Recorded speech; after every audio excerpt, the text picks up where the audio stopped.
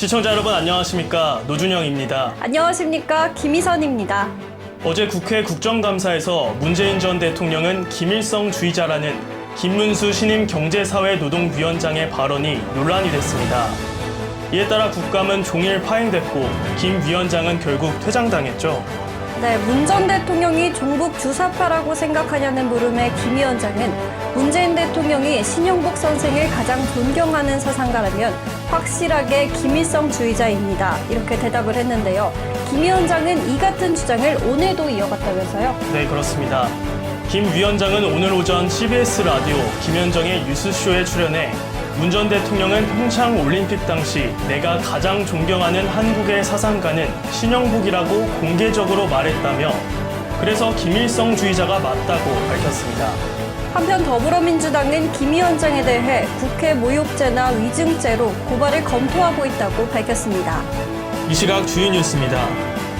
윤석열 대통령이 미국의 실질적 핵공유를 요청했다는 보도가 있다는 질문에 지금 우리 국내와 미국 조야에서 확장 억제와 관련한 다양한 의견들이 나오고 있다고 말했습니다. 이어 잘 경청하고 다양한 가능성을 꼼꼼히 따져보고 있다면서도 이러한 안보 사항을 대통령이 공개적으로 확인하거나 명시적으로 답변하는 것은 어렵다고 밝혔습니다. 정진석 국민의힘 비대위원장이 11일 SNS에 조선은 안에서 썩어 문드러졌고 그래서 망했다. 일본은 조선 왕조와 전쟁을 한 적이 없다고 적어 논란이 되고 있습니다. 이에 전국 민중행동은 정 위원장의 사퇴를 촉구하며 규탄 기자회견을 했고 민주당은 국회의사과에 정 위원장에 대한 징계안을 제출했습니다. 지난 2017년부터 지난해까지 5년간 직원보다 벌이가 적은 자영업자 100만 명이 3,600억 원에 달하는 건강보험료를 추가로 낸 것으로 나타났습니다. 이들은 사용자 보수월액 간주 규정에 따라 자기 신고소득보다 더 많은 직원 소득을 기준으로 건보료를 내야 했습니다.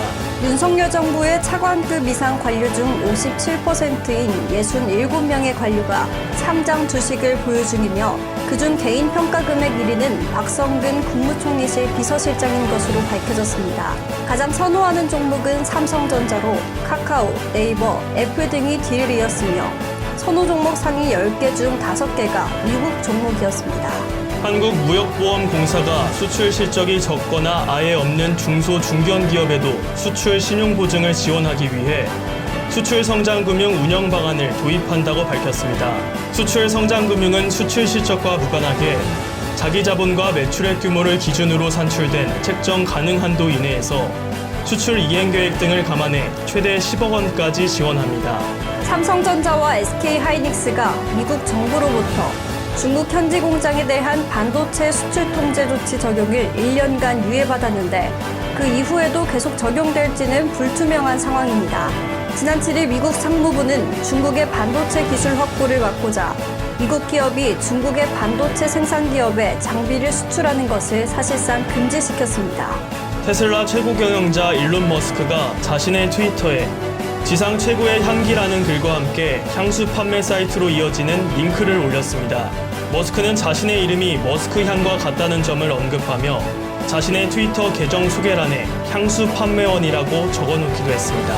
질병관리청이 발표한 2021 지역사회 감염병 예방행태 실태조사 결과에 따르면 코로나19 유행이 장기화되면서 성인의 용변 후 손 씻기 실천율은 66.3%로 전년 대비 9.1%포인트 하락한 것으로 나타났습니다. 질병청은 15일 제15회 세계 손씻기의 날을 맞이해 다중 이용시설에서 손씻기의 중요성을 알리고 홍보 물품을 배포하는 등의 온 오프라인 캠페인을 벌일 예정입니다. 국토교통부 대도시권광역위원회가 신도시 출퇴근 교통난 해결을 위해 광역교통 개선 추진 방안을 발표했습니다.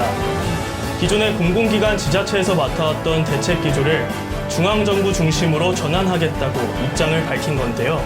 네, 출퇴근 교통난을 근본적으로 해결하기 위해서는 수도권 광역급행철도 개통을 앞당겨야 하지만 이에 어려움이 있어 광역버스 증차 등으로 철도 개통 이전까지 해소를 위한 단기 대책을 발표했습니다.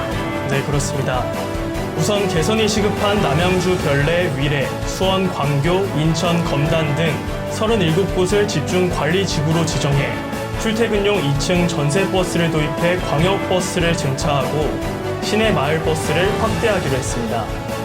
이 37곳을 제외한 신도시를 일반 관리지구 69곳, 그리고 중장기 관리지구 22곳으로 나눠 개선안을 내놨습니다.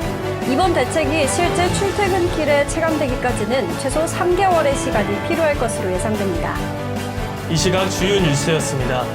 오늘 영상이 유익했다면 구독과 좋아요 눌러주시기 바랍니다.